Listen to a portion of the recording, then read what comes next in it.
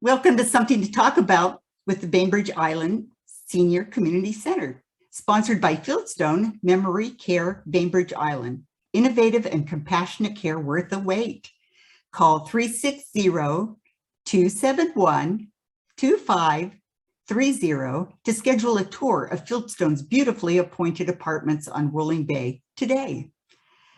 And today, it is my pleasure to introduce to you Lee Harper, and it's in step with Kitsap Humane Society. She's the new director of the Kitsap Humane Society and joins us to tell us about herself and the challenges KHS has faced during the pandemic and more. Good morning, Lee.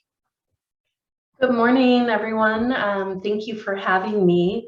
I just want you all to know that I believe it was maybe my second day here back in April. Reed reached out and introduced himself and said, we want to have you on. And so it was awesome. It took us a few months to get here, but thank you so much for having me. I'd love to talk a little bit about how I got to KHS, so you know a little bit about my history. Prior to Kitsap Humane, I spent the last 10.5 years in Seattle running an organization called Finney Neighborhood Association.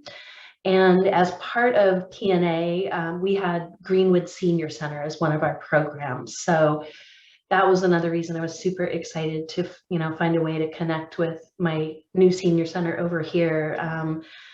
Love working with senior centers, love the programming, and just I'm excited that you guys do this kind of coffee hour. And yeah, once we start getting back more and more in person, I'm frustrated, but would love to come and visit you all in person. So that's where I was for almost 11 years. And, in January, I saw a job posting for this position. And my first thought was, that's going to be a great job for somebody. And I went to delete the email and I couldn't. And then I looked at it again. And then I tried to delete it and I couldn't. And that was like in December at the very, very end of the year. So my partner David and I put both dogs in the car and we took the ferry, and I came over and kind of stood outside Kitsap Humane and took a selfie and said, okay, if I'm taking a selfie, I got to apply for this job. So applied for the job and, months later got it and was super excited. And, one of the things that was really appealing about it, beyond everything that do with the mission, which I'll talk about in a minute, was actually moving to Kitsap County, because we, had outgrown Seattle and we were trying to think what's next? Where do we want to live? And my job at PNA was ending. It was an intentional, I've been here a while, it's time to go. So we knew we could move somewhere farther away than North Seattle. And it was perfect timing because we hadn't really started to think about it, but we'd been over to Kitsap and just West Sound lots and lots of times. So thrilled to be living here. We live just outside of Poulsbo. And yeah, so in terms of KHS, just with a show of hands, who's familiar with the work of Kitsap Humane Society? Okay. I figured, but so you all know I won't spend a ton of time talking about kind of what we do, and we'll kind of dive into the challenges more. Hang on just a minute, lost you guys. Okay, so our mission is all about positive, life-changing solutions to animals and people. So we want to keep people and their pets together. And we want to make sure all the pets that come in our care find a permanent home. So we do that in a lot of different ways. We obviously take in animals through, if an owner decides they're not able to care for their animal anymore, they can surrender their animal to the Humane Society. We take in stray dogs. We have the animal control contract for all of Kitsap County, including Bainbridge Island. So we have animal control officers that respond to complaints and concerns and they're out there trying to do as much education and kind of keeping people and pets in their homes. And I'll talk in a few minutes about kind of what I went on a ride along the other day, and it was a fantastic opportunity, and I just got to see them in person. I'm just writing this down so I remember to bring it back up. So we obviously adopt a lot of animals. Pre-pandemic, it was over 6,000 animals a year that we adopted out. In 2020, it was under 4,000, so quite a bit fewer. And part of that is we get a lot of stray animals and owner surrenders, but also we transfer in animals from various parts of the country that have too many animals in their shelter. And some of those shelters are actually still euthanizing for space, which is really unfortunate, but also just the reality for some shelters around the country. They just don't have the means like we do here to find all those animals home. So as much as possible, we try to bring in animals from all over. We have one of our biggest partners is Kauai Humane Society in Hawaii. And just over the weekend, we had about 25 animals, cats, dogs, and puppies that came in from Hawaii. And they were actually on a chartered plane with 275 other animals that were going to various humane societies and rescue organizations around the Northwest. That's pretty unusual. Usually when we go to the airport and pick up our animals, there might be 6 or 8 or 10 animals. So getting 25 in one trip was it was a lot. And most of those animals are going up for adoption today. We have a lot of puppies. So if I walked over to the shelter right now, we're in the building next door. I'm guessing there's going to be a big line because we open at noon and it's first come, first serve. So it's exciting to be able to help the other shelters. We're just getting a new partnership with a shelter kind of system down in the Southeast part of the country. We have not been able to find partners who have the ability to get the animals from like Florida, Georgia, Alabama up to the Northwest. It's a long trek, whether it's a drive or a airplane ride. And so we just haven't, we were excited to have a partner. We connected I was actually on a national call a couple of weeks ago, and I said, yeah, we would love to adopt out more animals, and we're still not bringing in enough. And they said, we have animals and we have the means to get them to you. So we're starting to do that. But during COVID, everybody stopped transporting animals, just like the world stopped doing everything. And during that time also, a lot of the shelters, including our own, realized like, okay, we don't have enough funds to be able to continue to operate the way we were before. So organizations that had been able to transport animals and pay for it no longer were able to do that. So we are definitely seeing a shift in how animals are coming to the shelter and how they're going to leave the shelter. And it also has, an impact on our bottom line, because that is an area where, when we adopt animals out, that's one of our areas that supports the rest of the shelter. So we're trying to figure that out. What does it look like long term? The good news is some of the other reasons we're not getting transfers in as much, at least from around here, is that there's a lot more spay neuters that are being done. And that means that there are less unwanted litters. So there are less, puppies coming into the shelter.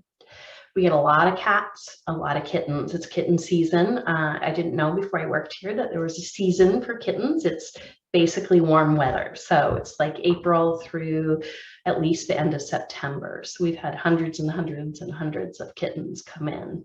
So, and again, if you have questions, if you could just raise your hand, and Karen, maybe if you could moderate, since I can't, well, now I can see everyone, but anyway, raise your hand and just give me a shout out, and I'll take a breath and answer your questions. I have a question.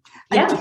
Do you adopt out any other animals besides cats and dogs? Yeah. So we adopt out companion pets. So it could be a bird, a guinea pig. We've had hamsters, rabbits. We get a lot of rabbits in, and I know there are a million wild rabbits living in Kitsap. I have met a lot of them, and my dogs have too. Luckily, the rabbits are much faster than my dogs. And occasionally we get, like, I think we have a rooster and a couple of chickens right now, and we get pigs and goats, and every once in a while we get a horse. Typically, like, we had a horse that came in earlier this year. Her name was Katie, and she was living in a situation where her owner just couldn't take care of her, and she was pretty neglected. So we brought her here, and then we had a local rescue organization take her. So we're not in the business of adopting horses out, but we will take them in if it's a case of cruelty or neglect, and then help find them a permanent home. So yeah, at any given time, there's always small critters that are housed around the shelter. And if it's a guinea pig that had babies, they're everywhere because they have a lot of babies. So yeah. But we don't do, like, if anything happens, you know, if somebody brings us like a duck, like a wild duck or a wild bird that got hurt, they immediately go over to the West Sound Wildlife Shelter on Bainbridge. And the same for them. They got a big pile of guinea pigs in back in May, and they brought them over here. So we're pretty clear kind of about what we can do and what we don't do. And occasionally those transfer animals they might come in from Seattle Humane. We got a cat from Seattle this week, and sometimes we transfer or cross-post our animals if we have dogs or cats that aren't getting adopted. So we work really closely with most of the other shelters in the area and try to make sure those animals get out and get adopted. Are there any other questions? I don't want to say all the questions, so you can unmute yourself if you have a question. So you've been there since April, right? I've been there since April, yeah. And another thing, like, that's kept me very busy, and it's going to be increasing, is, you know, we also do a lot of vet services for folks in the community and our own animals. So in the past, it really just looked like low-cost spay and neuter for cats and dogs. There was a law that got changed at the Washington state level in 2019, and we helped advocate for that. And now humane societies like ours are allowed in Washington. It was a really old law that just was on the books and needed to go away. We are now have the ability to do additional low-cost services for the community. So our next big project is building the Veterinary Life Saving Center, which will allow us to have an outward-facing clinic where we can help animals and people in need, because that's one of the biggest reasons that people have to give up their pet. Because if you are faced with a $6,000 surgery and you don't have and Reed, I'll answer your question. Yeah, if you don't have $6,000, and so you have two choices. You can have your animal euthanized because you can't afford the surgery, or you could give them up to the Humane Society. And if we are able to work with them, we do those surgeries and those procedures. But in the past, we couldn't then give the animal back due to the laws. So once they were ours, they were ours. So now what we can do is, as the word is getting out, and we haven't even started advertising this yet, if somebody's got a $6,000 surgery and they can't afford it, and they're in a really a situation that's pretty precarious, if we can do it, we will take those animals in and care for them, and then we work out a payment plan. But just to give you a sense, that $6,000 surgery, we might be able to work out a payment plan for $600 because of us being a nonprofit and everything else we do. So that the vet center, it's a huge part of what we do, and it's going to be bigger in the next couple of years, and ideally it will be open by the end of 2023. We just got our next round of numbers, and wow, it's expensive. That is one thing COVID has done. We all know everything is more expensive, and building supplies are are also in that. So our fundraising goal just got increased by about $3 million, which feels pretty insurmountable. We will get there, but right now it's like, okay, now what do we need to do? So now we got to figure out, can we value engineer some of that building? Can we reduce the cost or make it smaller? And also, where else do we think we can raise funds for this building? Because we've raised almost 5 million, but now the target moved. So we have a lot more work to do. Yeah. So, and Reed, in terms of your question,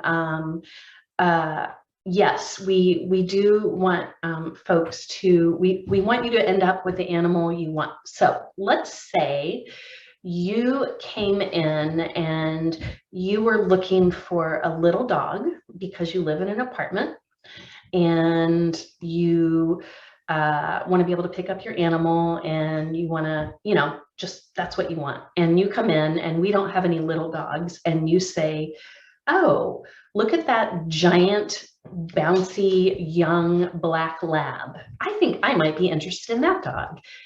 That's when we say, well, you came in for the 10-pound dog and this dog is 80 pounds and it's probably gonna trip you and bark and needs a yard to run around. So maybe that black lab isn't the right pet for you. Or, oh, you have a cat. Okay, well, we have, and you want the dog that really has a high prey drive and will chase your cat. Well, we don't want you to take that dog home because we don't want the dog to accidentally eat the cat. So there are some really practical things we do. How you go about adopting is you look on our website and you say, oh, I really like this animal. And I'm not sure, Karen, if I'm able to share my screen, but if so, I will. Yes, you can share it. When you look at, so your goal before you come here is to look at our available pets. And we have lots and lots of animals, and you might say, like, I'm going to show you a dog named Smiles, because Smiles he lives with us in the admin offices right now during the day because he was getting stressed out in the shelter. So he comes over. He is the best dog ever. He's so happy and smiley and always smiling, really. But he has a really high prey drive for cats, so much so that we actually had to take the pictures of the cats on our walls off the walls because he would look at them and want to, we don't know if he wants to kill them, play with them, whatever, but it's like he's not going to be in any house with any sort of small animals. So and then let me stop sharing and then I'll go back to in terms of prices. So like puppies, they're kind of the biggest, they're the most expensive pets we have, and they're $500 to adopt.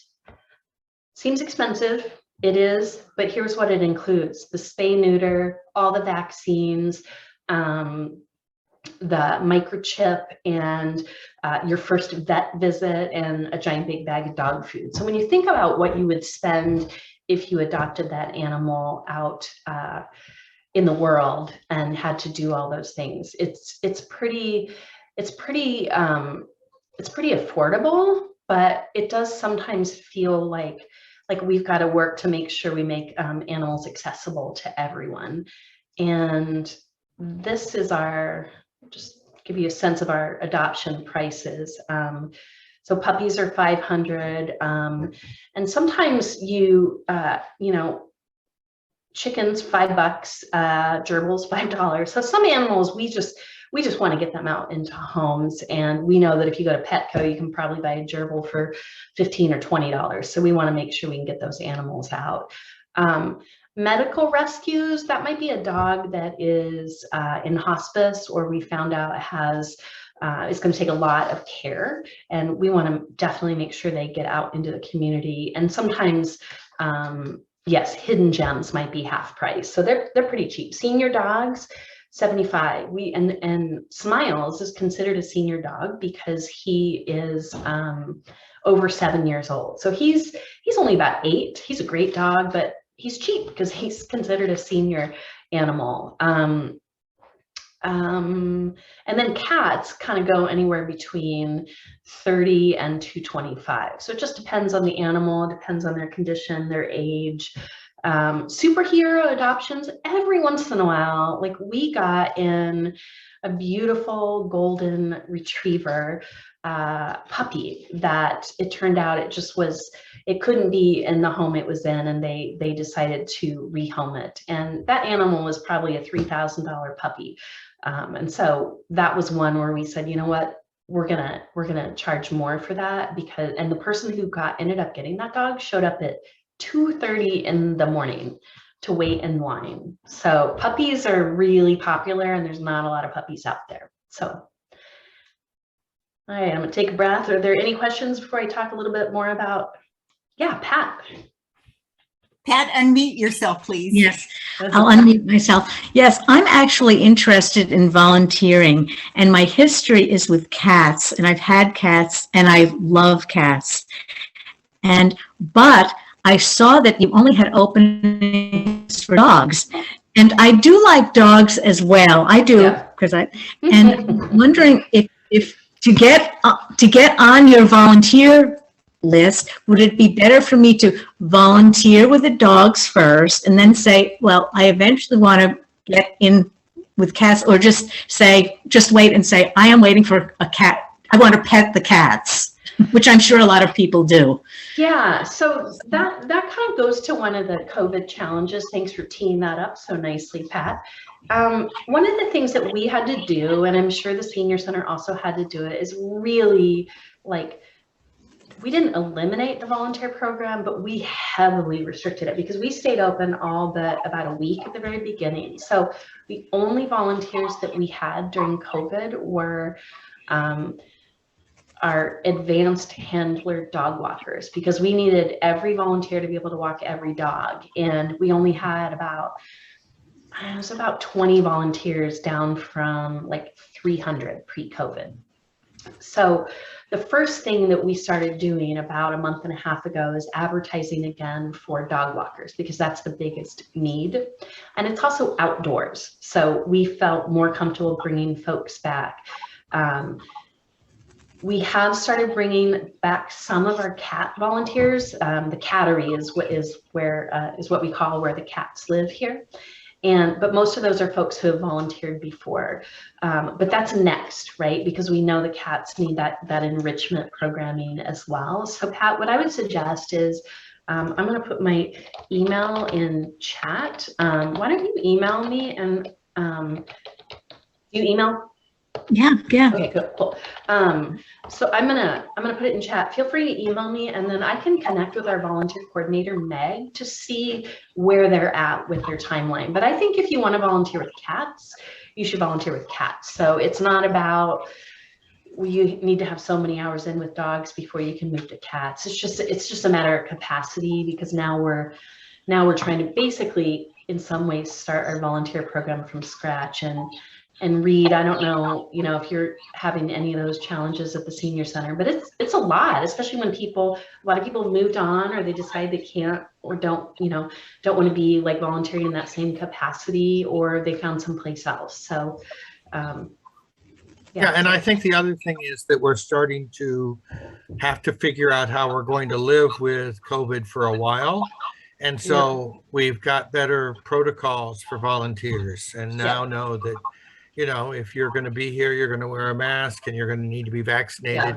And so similar things, I'm sure, with Kitsap Humane.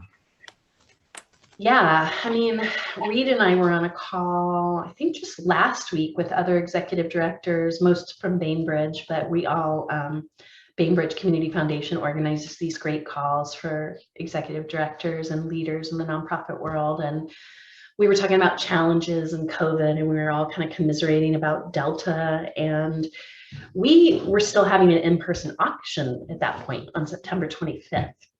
And that was sort of and maybe it was 2 weeks ago, Reed, but that was the wake-up call for me, really, to hear, because several of the organizations were either canceling or they'd already transitioned to virtual. And so we started looking at the numbers, and they're bad, right? And so just this Monday, we decided to move our auction to a virtual one. And now we're trying to figure out when we can have it. Can it still be on September 25th, which is so close? And, you know, it's a whole different game to run a virtual event, especially with, you know, 300-400 people. So that was unfortunate. And I think that, you know, is going to be one of those challenges, because we're gonna do great, and people are going to be generous. And the reality is that in-person auction for us is definitely more of a fundraiser than a virtual one. So, you know, then it's figuring out, well, what do we not do? You know, what are the implications of doing this virtually, and what are some of the new programs that we might have to hold off on, or maybe slow back, or maybe not quite hire everyone back to get to where we were pre-COVID. So, Rita. So on this, are you requiring your employees and people who are volunteering to be vaccinated? So we did not go that route. But we're still 100% mask indoors and outdoors now. And you know, it's interesting. I think over the last 3-4 weeks, we've seen, you know, most organizations saying, no, we're not going to do that, to, oh, actually, maybe we want to start talking about it. So I do think it's definitely, Rita, more on our radar now. We had made that decision back in May that we weren't going to do that. We also knew at that time, of the 55 staff, that only 4 were not vaccinated and 2 just hadn't gotten around to it. And 1 had a medical thing, and 1 was just like, nope, not going to do it. So we weren't worried about it at the time. And of course, we were moving into summer, and we were feeling good at that time. So that is definitely a conversation I think that we're going to be revisiting. We had moved the auction to, you had to have a vaccine, and of course, mask or a negative COVID test. So that was like our last week's decision. And then this week, we have not announced it publicly, because we're still trying to come up with our plan, but I just wanted to let you all know that that's, you know, one of the ongoing COVID challenges is just being nimble, right? And figuring out how do you shift on a dime, and, you know, and what do you not do, because you're taking care of people. So. Right. Okay. Thank you. Yeah. Thank you, Rita. Yeah, I would just add on that we have shifted a lot of things. Karen runs a karaoke group, right? You did that this morning. Yes, I did. It was a lot of fun. And we used to do it in the fireside room, and then Karen started to do it from her home during COVID. And then for a while, we thought we might be able to do a hybrid approach, where there would be some people in person and some people online. And we may get back there, but right now it's back to online only. And so, yeah, it's I'm sure that your change for the auction is going to be the way that we all have to kind of recognize how it's going to go for the next year. Yeah. But I do think, to your point, Reed, what I like about where we are at least at our organization, is like, we know that we can survive this, right? And we know we can navigate it. And it's just, I think we're getting tired. You know, everyone's tired, right? So it's been really busy the last few days here, because we were also trying to get a grant in. And so it's Wednesday, and I think everyone's like, is it Friday at 5 p.m. yet?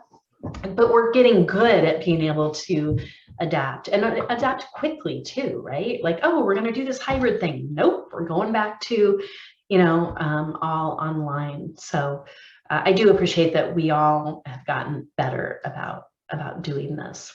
So. And I'd just like to say that animals have been a great part of many of our lives during COVID, having somebody to go for a walk with. And so your hard work is appreciated for sure. Thank you. And I would love, once we are on the other side of this, to, I don't know if you've ever in the past done a field trip and done a tour of the shelter, but that could be kind of a fun thing to do. You know, if we limited it to a certain number of people. I'm saying this without talking to our director of animal welfare, but seems like a logical thing we should be able to do. So I think that would be fun. That was one of what I really enjoyed about Greenwood Senior Center is there was just so many fun field trips all over the place. And they were like ones that staff would want to take the morning off and go on a field trip, like just super interesting. So yeah, we'll do that once we're at a place where it feels like we can all be in the same room together. We were pretty locked down during COVID because we were still doing surgeries and taking care of the animals, and there's no way to socially distance during that. So they had some pretty hardcore rules about who could go where, you know, who, like basically everybody kind of went into their sections, and vet services, they were their own little bubble, and the annex admin people were their own little bubble. And as much as possible, people could work at home, but really in a shelter, the only people that can work at home are like me, you know, the people who are doing the admin side. So, so I think people are a little nervous about where this is going to go, but we also got really good about, and we didn't have any cases. So we'll keep trying. And so. Hey, Lee, I believe it or not, I've lived here for 20 years and I still don't know where the Kitsap Humane Society is. Where is it? Yeah, so if you are on 3, it is the exit you would take is Newberry Hill.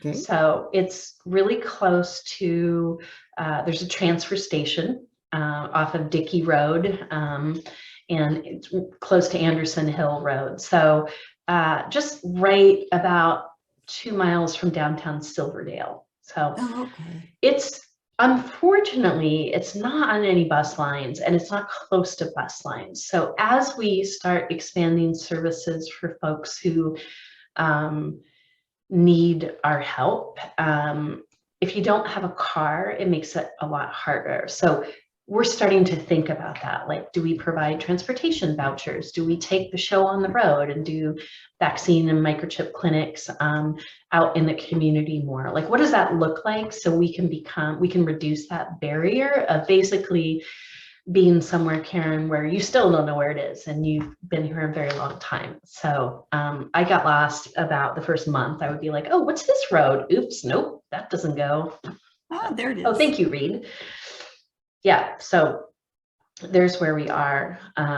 And so it's pretty, I mean, so it's pretty central in Silverdale, but so it's a little bit of a trek for Bainbridge. We're used to it. We go to Costco, you know, it's okay. Yeah. Oh, Pat. Oh, mute. You're muted. There, sorry. I often look at your web pages, and sometimes I do see something that just sort of breaks my heart. Like recently there was a cat who was, I think, blind in one eye, and then when the vet examined the cat, he saw that the cat had masses in the cat's lungs. It was an older cat, and it said that this is probably a hospice adoption. And I think, who will take this cat? Please tell me a wonderful story or about people who are doing that.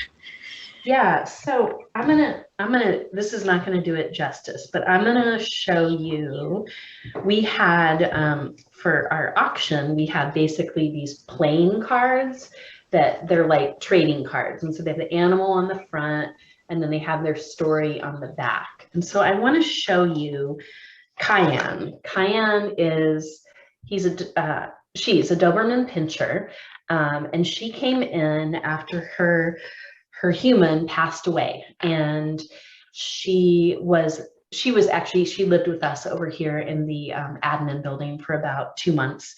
She was the sweetest dog ever, but we noticed a lump, and so they did a biopsy, and then they did some chest x-rays and realized she had cancer and was probably going to pass in the next 6 months. You wouldn't know it. She acted like a puppy, but she's actually 9 years old, which is pretty old for a Doberman because they're a pretty big dog. So that became a hospice adoption, and we were so worried nobody would want her. And a woman came in who only adopts Dobermans, and she said, I want Cayenne, and I want Cayenne to come live with me until it's her time to go.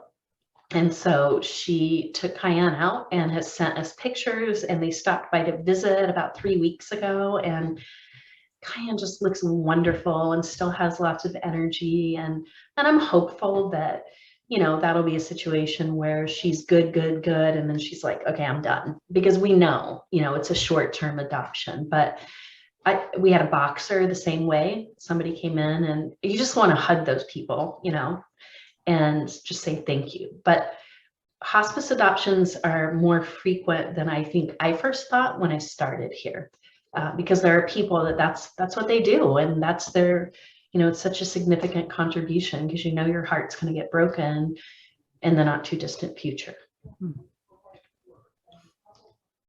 Oh. So I want to share an animal control story that I talked about earlier. So yesterday, or Monday, I got to go on a ride along with our chief animal control officer. And we went out to 2 different places. One was, there was concern that a pony was maybe sick and not being taken care of. And so we went out there, and we weren't able to talk with the owner that day, but later we did. And she had adopted the pony, and he was very elderly, and she knew that, but she thought she could rehab him.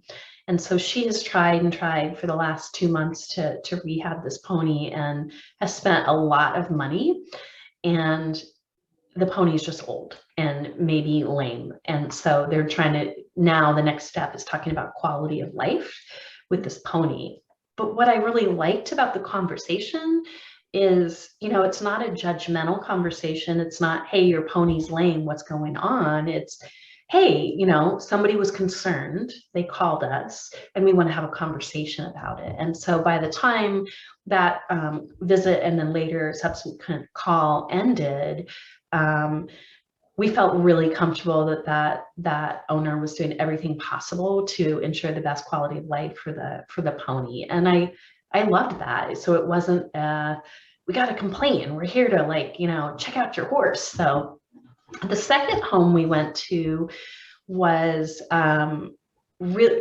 really close to Mason County. So it was pretty far south. And there was some concern about some animals that were living with this family. And when we got there, it was clear that those animals were very loved, but the owner needed some help with food and with flea meds and with helping to rehome some of the animals. And so again, what I really liked about it is Chase, who is our chief, he's all about, like, how do we make this work, right? How do we keep the animals in this home, because it's clear you love them and you want them here, and you are having hard times probably due to COVID. So what are we going to do to make sure you can keep these animals? And if you decide you can't keep them all, how can we as the Humane Society and Animal Control help? So he went out the next day, delivered flea meds, big giant bag of dog food, and he's going to check in with them in a month and say, hey, how's it going? You know, and if the animals are still not thriving, he will then talk to her again and be, okay, what do we need to do now?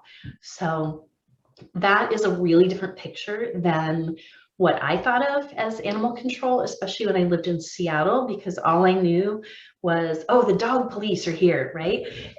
And my dogs got tickets, definitely, you know, being off leash in a park. And that's kind of what I thought animal control did. And that's just, sure, a piece of that. And they do those patrols, but that's not really their goal. And they don't actually want to issue tickets, because a lot of times when you're issuing tickets, it's to folks who are low income and they're not going to be able to pay them anyway. So let's work with them to make sure we can get what we need.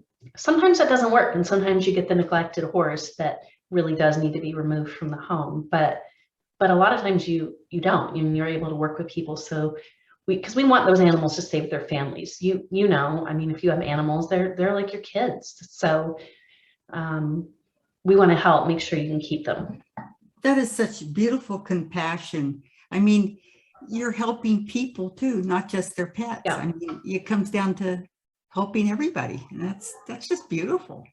Yeah, and there's this whole movement that started because of COVID. It's called Human Animal Support Services. Mhm. And I can't remember, I'm just going to write that down. If you, I can't remember the website, it might be haas.org, but I'm going to put it in the chat. I recommend you looking it up, because what happened was organizations started seeing right away that COVID was going to have a negative impact on people who potentially weren't able to take care of their animals.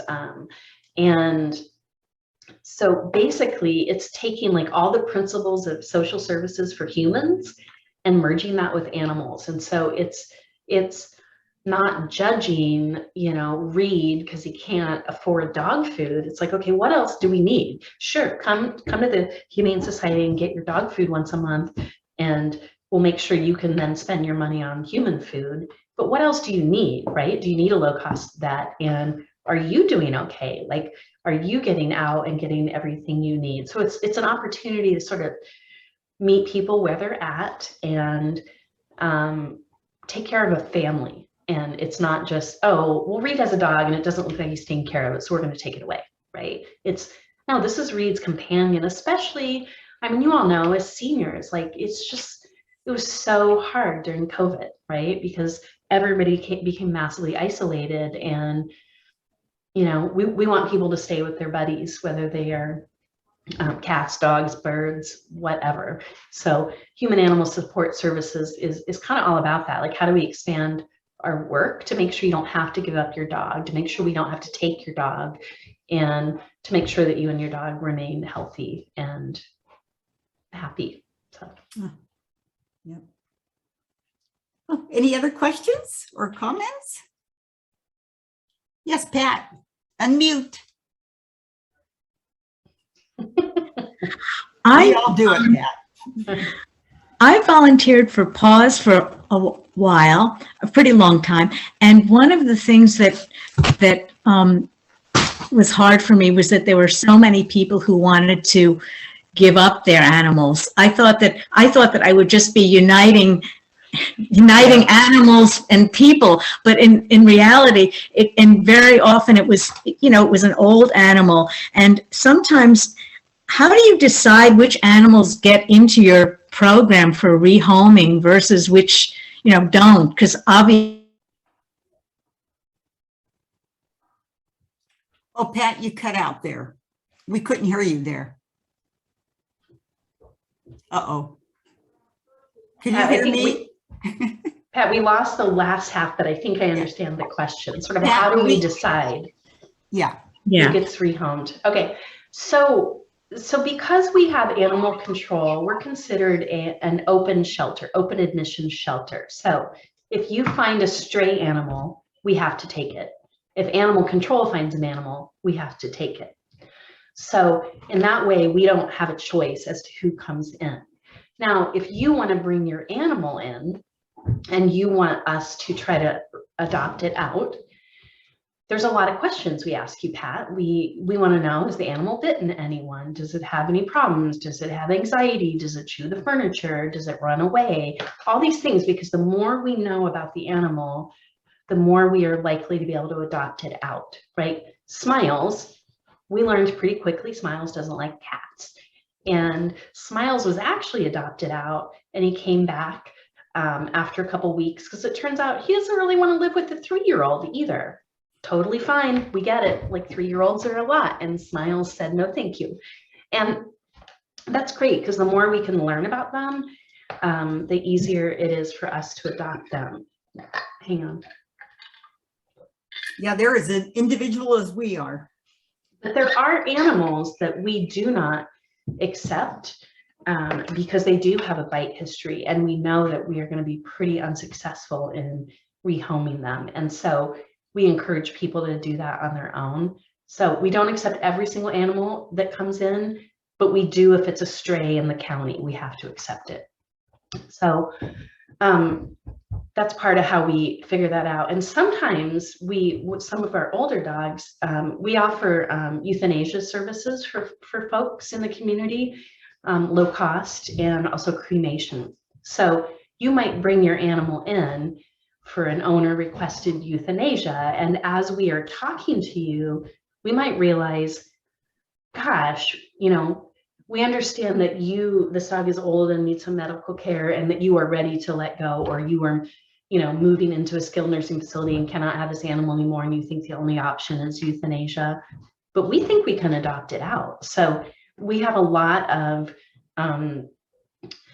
euthanasia requests with consent to rehome, which is the best scenario, right? So we don't want anyone to be euthanized unless, you know, they really, really, really need it because they're very sick. So a lot of times people, they think that's the only option. And so we're able to talk with them, and sometimes, a lot of times they're elderly animals, but sometimes they also just might be, you know, just challenging and hard. So, yeah.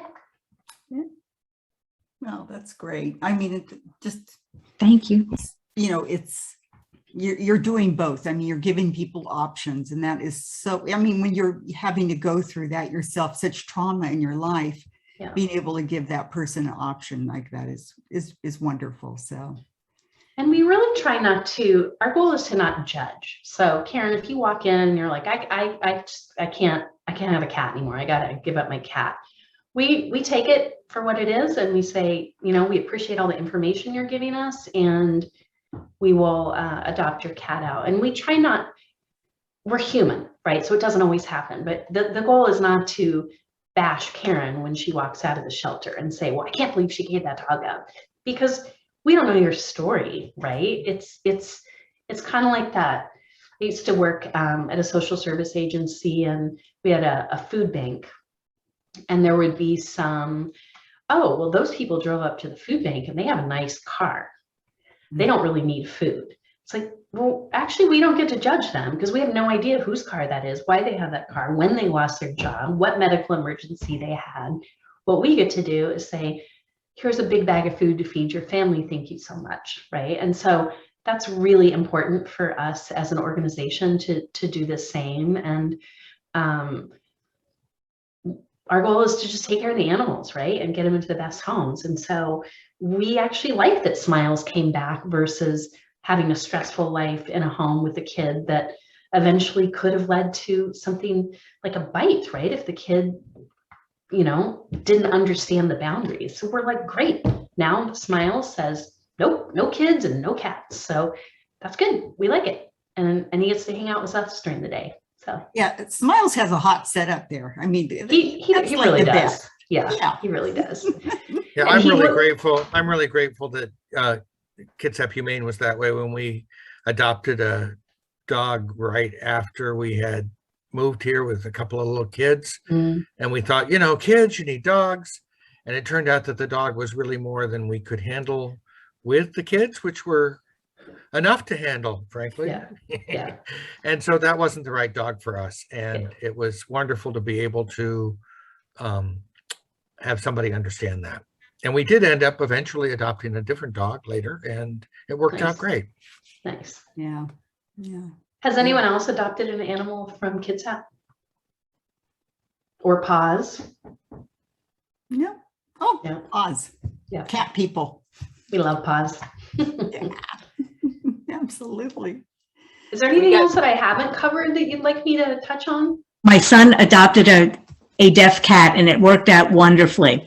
And 3 years later, he wanted to go back to the adopters or the people who gave it to them and say, look, I know you were worried about your cat, but we love your cat. Yeah. It's wonderful, you know, et cetera, et cetera.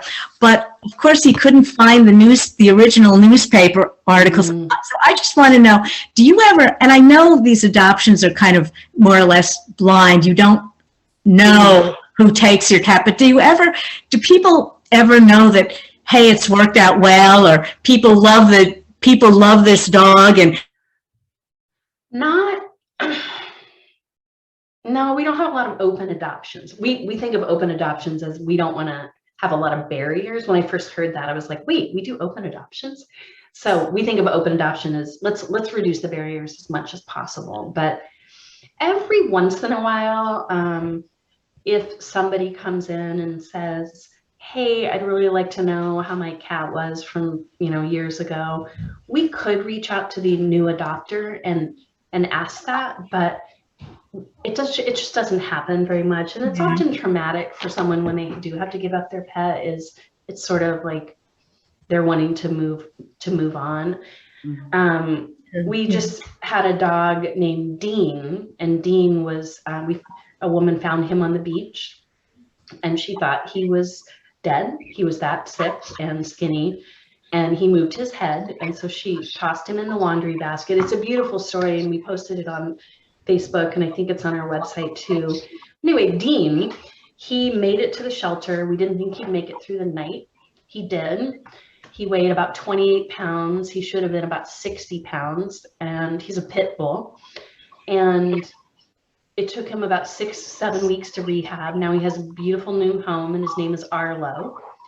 But one of the things that we saw in the middle of that, when we posted, his story as it was coming along, is one of the people who had owned Dean called us and said, "Oh, I knew that I had that dog," and we were like, "What?" And she said, "Yeah, he wasn't good with other dogs, and so I had to rehome him." And so he had been rehomed several times just in his 3 or 4 years.